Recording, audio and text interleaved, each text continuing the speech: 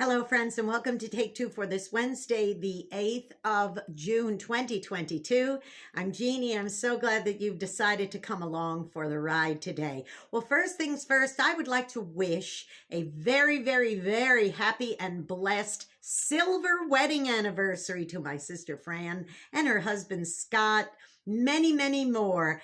This week, they celebrate 25 years of marriage, and we're so glad when Scott came into the family because he's been a tremendous asset and blessing to us, as he has to Fran. So happy anniversary, you two lovebirds. Well, I'd like to share a little bit with you today about getting things done. Now, this past weekend, we had a lot of activities going on in our lives, including a massive yard sale where it was us and our next door neighbors and other families and friends decided to join in with us. All together, it was 7 different parties participating, spread over 2 lawns, and it was huge. We got started preparing for that months in advance. Then the days right before, we had stuff all boxed up and ready to go out, and then we had to get the tables. Our pastor drove over with 7 tables from our church, folding tables, in his truck, and we put those out. We got started putting everything out about 4 o'clock in the morning, and we didn't get back in the house till about 3 o'clock in the afternoon. Needless to say, by Saturday evening, we were completely wiped out. It was really hard to not go to bed at 6 o'clock. We forced ourselves to stay awake until about 8. And then we decided it's time to brush our teeth and hit the hay.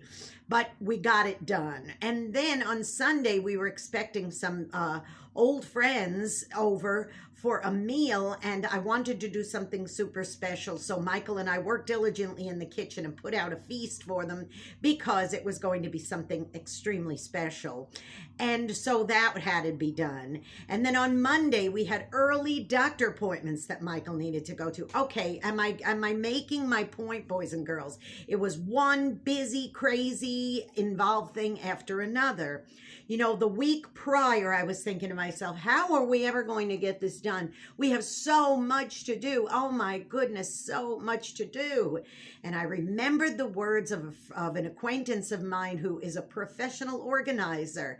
And the advice she gave me when my sister and I had to clean out my parents' house that they'd lived in for 60 plus years. And the best piece of advice when I was so overwhelmed by what needed to be done, my organizer friend Debbie said, Jeannie, the only way to do it is to just do it. And I thought, well, that was a profound statement. It's so simplistic, but you know what? The more I thought about it, I thought, you're right. I could fret, I could worry, I could get all bent out of shape about this, or I could just do it.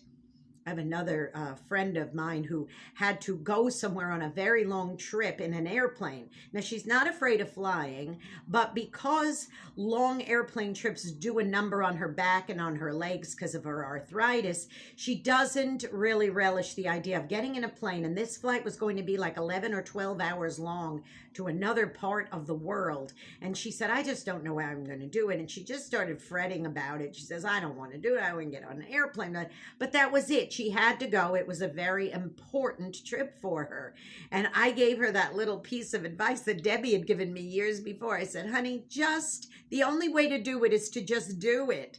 And you know what? She did that trip. She got back. She did those 2 12-hour trips, 11-hour, whatever it was, back and forth. And she said, the in-between part was so good that I didn't even concern myself with the fact that I had to go and I had to get back. And that's what we had to do on Saturday morning, as at 4 o'clock in the morning, as we were carrying out tables and setting up boxes and setting up furniture and appliances we had for sale and all this. We said, look, let's just do it. And you know what? When the weekend was over and we went, that's it. It was done and done. So if you are facing something right now that you're fretting about, a big project that seems overwhelming, that you're saying, there's just no way I'm going to be able to tackle this, don't concentrate on how big that mountain is, okay? Just concentrate on the fact that once it's done, it's done. Think about standing at the base of a big hill or a big mountain and looking up at the top of it and saying, oh my goodness, I just, there's just no way I'm going to be able to climb that. And then you start climbing and you climb and you climb, and then you get to the top and you look down and everything looks so small.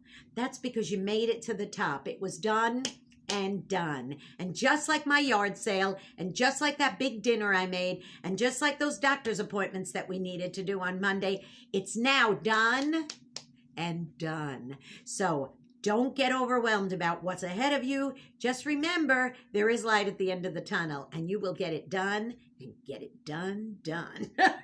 Now go out and be a blessing to somebody today. That's something you would always get done and done. Go be a blessing, because you may end up being the only one who is. If you know somebody who's facing a big project or a big something or another in front of them, just encourage them that the day will come, the moment will come where you could say, done and done. Now listen, don't forget to subscribe to this YouTube channel. You can get that done, please. Go to JeanneSigler on YouTube. Click that notification bell, subscribe button. You'll be notified every time another Take Two is premiering. And of course, for really great groovy tunes, don't forget to tune in, and fun tidbits and information and great memories. Tune into my program, Through the Eyes of a New York Woman, heard every Saturday at 8 Central, 9 Eastern, and that's on ultimateoldiesradio.com, and then again on Sunday, 4 Central, 5 Eastern on oldies700.com, oldies700.com, and immediately following that program is On the Road with Chef Michael. It's good stuff. Tune in if you haven't done so already, and then you can send me a little message and let me know how you enjoyed it. Well, you have a great week. You be blessed. Happy anniversary, Scott and Fran, once again. And also, don't forget, one of these days, it's not going to be too big. You're going to be able to say, I got her done. I love you. I'll see you soon. Bye-bye.